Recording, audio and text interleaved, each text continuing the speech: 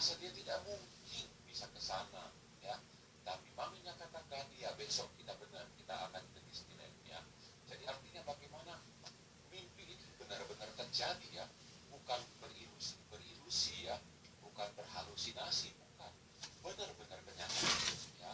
Jadi lihat bahwa apa yang kita harapkan kepada Tuhan sekali waktu nanti pasti akan terjadi, ya.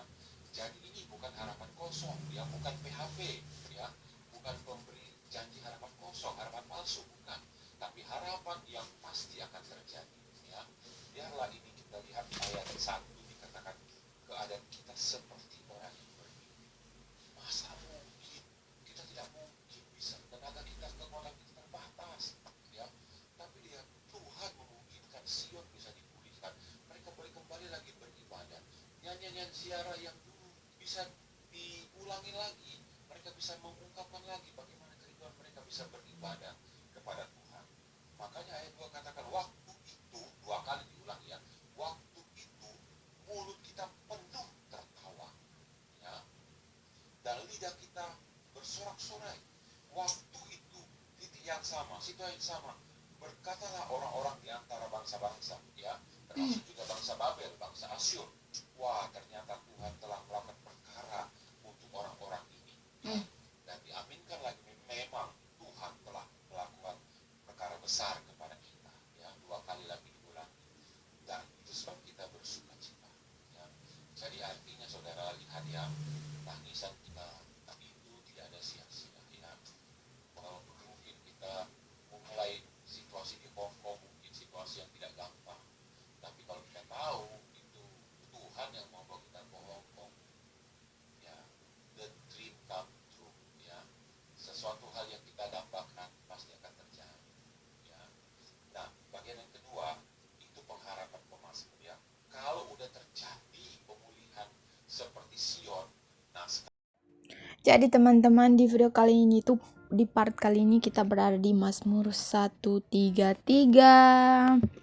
Dan di sini tuh banyak sekali pelajaran yang diambil.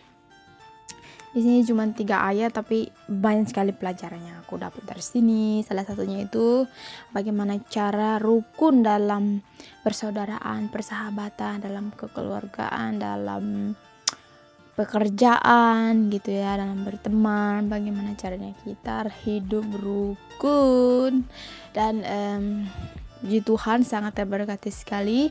Di sini saya diingatkan untuk untuk jangan cepat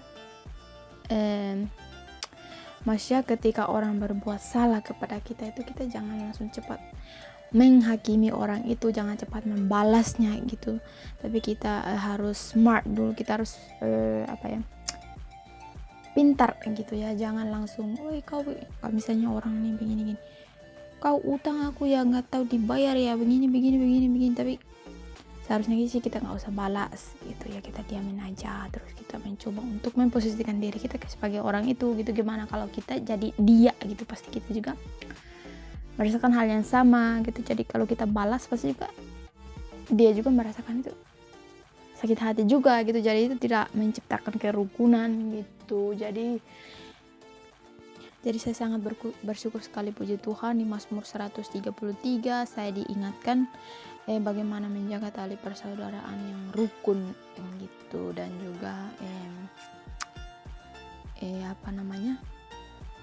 ketika ada orang berbuat salah kepada kita, kita harus hidup itu seperti kasih Kristus gitu, yang selalu mengasihi, selalu yang mengampuni gitu, seberapa salah pun orang itu gitu. Toh kita juga sama-sama manusia, sama-sama sedang bertumbuh, sama-sama sedang dibentuk Tuhan gitu. Jadi kalau kita langsung ke seseorang melakukan kesalahan, kita langsung membalasnya, jadi ya apa bedanya gitu kita dengan mereka gitu. Jadi mulai sekarang ini saya sendiri juga sedang belajar gitu untuk tidak membiarkan diri dikuasai oleh amarah, melainkan saya mau menguasai diri saya sendiri gitu. Dan saya akan terus belajar untuk menjadi lebih baik.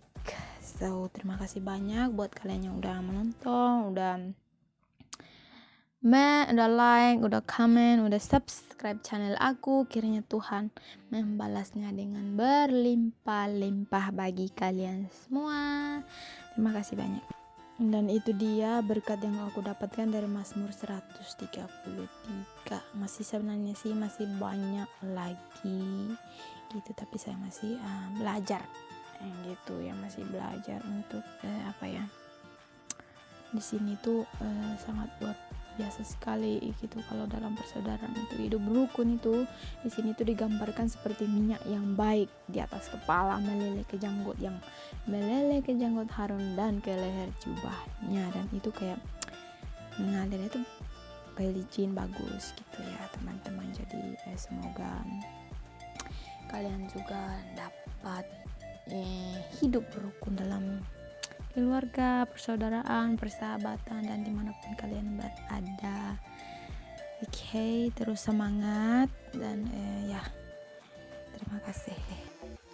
Oh iya, di kesempatan kali ini aku juga mau meminta maaf kepada sahabat saudaraku semuanya jika aku selama ini sudah sering menyakiti kalian, sering menyinggung kalian, atau apapun kesalahan saya itu tolong dimaafkan ya.